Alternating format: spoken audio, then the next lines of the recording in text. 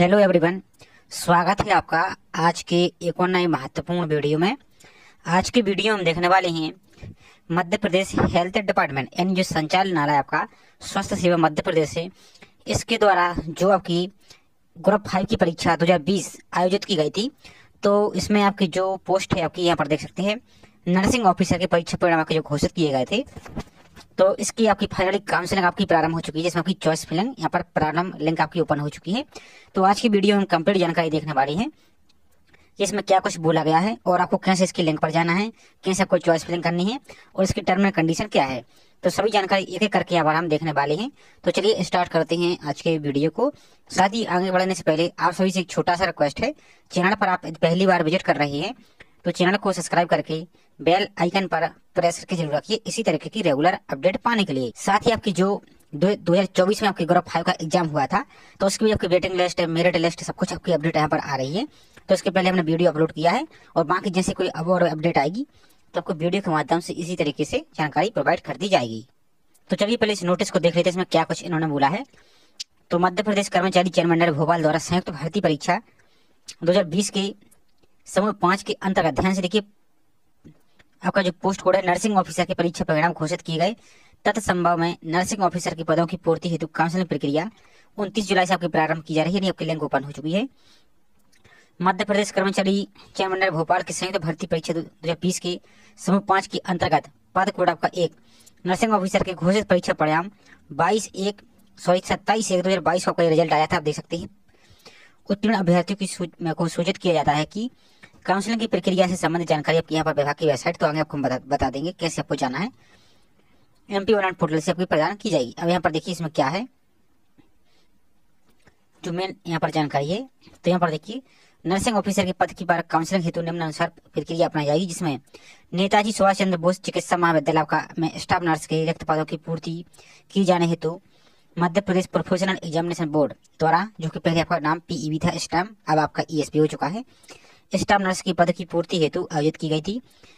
आयोजित परीक्षा में 209 अभ्यर्थियों का परीक्षा परिणाम 27 जनवरी 2022 को घोषित किया गया था, जिसमें नर्सिंग ऑफिसर के रिक्त पदों की काउंसलिंग माननीय उच्च न्यायालय में दायर आपका याचिका क्रमांक इतना के तहत पारित आदेश के आपके 5/4/2004 के पालन में विभागीय द्वारा माननीय मंत्री परिषद की सहमति के उपरांत यहाँ पर देख सकते थे मेरिट में सूची के 209 अभ्यर्थियों में से 56 अभ्यर्थी को चिकित्सा महाविद्यालय जबलपुर में नियुक्ति दी जाने हेतु नियुक्ति आदेश आपका जारी की जा चुकी है।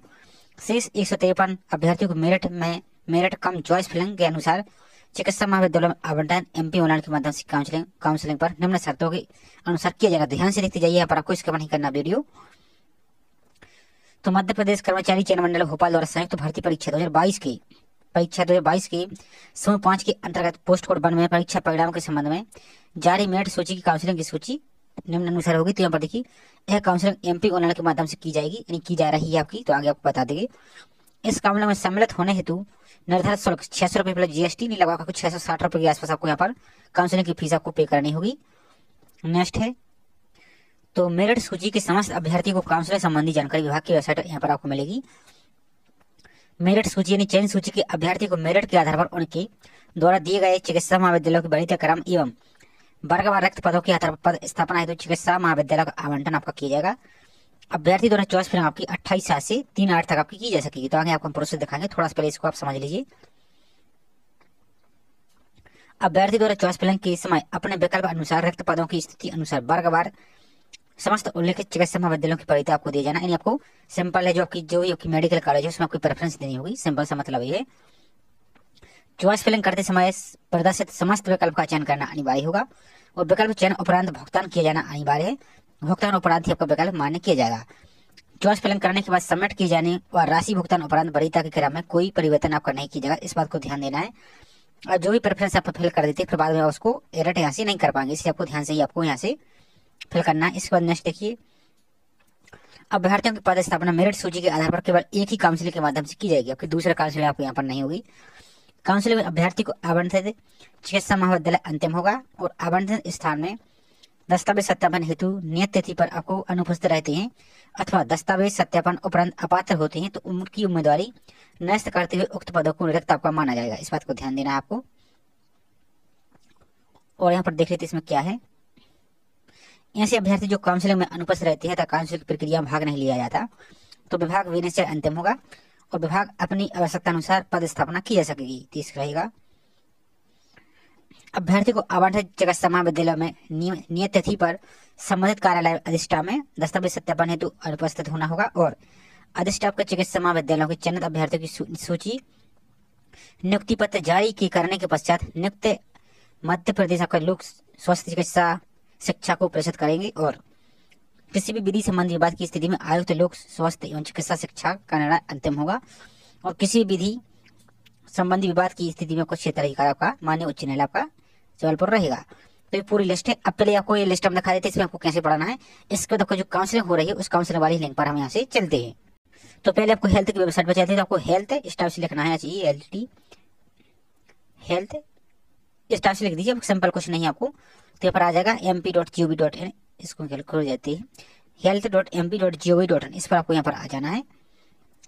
इस पर क्लिक कीजिए, यहाँ पर नीचे को चले आइए, इसको थोड़ा सा पर घुमा देते हैं, स्टार से नीचे को चले आइए। तो यहाँ पर आप आ जाएंगे और नीचे तो यहाँ पर लेटेस्ट न्यूज दिख रहा है। तो व्यू ऑल पर यहाँ से सिंपल आपको क्लिक करना, पहले आप इस पर क्लिक कीजिए। जैसे इस पर क्लिक करते हैं तो अब आपको यहाँ पर देखिए जो आपकी लिस्ट है 29 जुलाई का अपडेट आया है। तो इस पर क्लिक करके अपनी PDF यहाँ से डाउनलोड इसको कर लीजिए। अब चलिए इसकी काउंसलिंग कैसे करना है। तो काउंसलिंग की लिंक आपको कहाँ मिलेगी, तो आपको सिंपल कुछ नहीं करना, MP ऑनलाइन, ध्यान से देखिए mponline.gov.in, इस पर ही आपको यहाँ से क्लिक करना है। इस पर आप क्लिक कीजिए। तो जैसे इस पर आप क्लिक करते हैं तो यहाँ पर देखिए ऊपर की ओर आपको एक ऑप्शन दिख रहा है नागरिक सेवा। यदि आप हिंदी की है तो नागरिक सेवाएं, यदि आप इंग्लिश की हैं तो आपको सिटीजन सर्विसेज आपको यहाँ पर दिख रहा होगा। तो इसी पर आपको यहाँ से क्लिक करना है। इसके बाद यहाँ पर आपको एक ऑप्शन दिख रहा है काउंसलिंग, तो इस काउंसलिंग पर ही आपको यहाँ से क्लिक करना है। अब जैसे इस पर क्लिक करते हैं तो आपको अलग अलग विभाग आपको दिख रहा है। तो आपको क्या करना है, यहाँ पर नीचे को आइए। तो यहाँ पर देखिए आपको एक DPHME जो लोक स्वास्थ्य एवं चिकित्सा शिक्षा विभाग है, इसी पर आपको यहाँ से क्लिक करना है। इस पर आप क्लिक कीजिए। जैसे इस पर क्लिक करते हैं अब आपको यहाँ पर दो लिस्ट दिख रही है, दो। तो एक तो 2024 वाला आपकी लिंक है, तो आपका अभी ये हुआ है तो इसका तो कोई अभी अपडेट नहीं है। जैसे इसकी अपडेट आएगी तो आपको इसी तरीके से वीडियो को प्रोवाइड कर दिया जाएगा। तो जो 2020 की काउंसलिंग है इस पर आपको यहाँ से इस वाली लिंक पर आपको 2020 वालों को यहाँ पर क्लिक करना है। इस पर आप क्लिक कीजिए। जैसे इस पर क्लिक करते हैं यहाँ पर देख लीजिए आपकी चॉइस फिलिंग आपकी 29 तारीख से प्रारंभ है, 3/8 तक आप इसको चॉइस फिलिंग को कर सकते हैं। और रिप्रिंट आप चॉइस फिलिंग करने के बाद रिप्रिंट यहाँ से कर सकते हैं।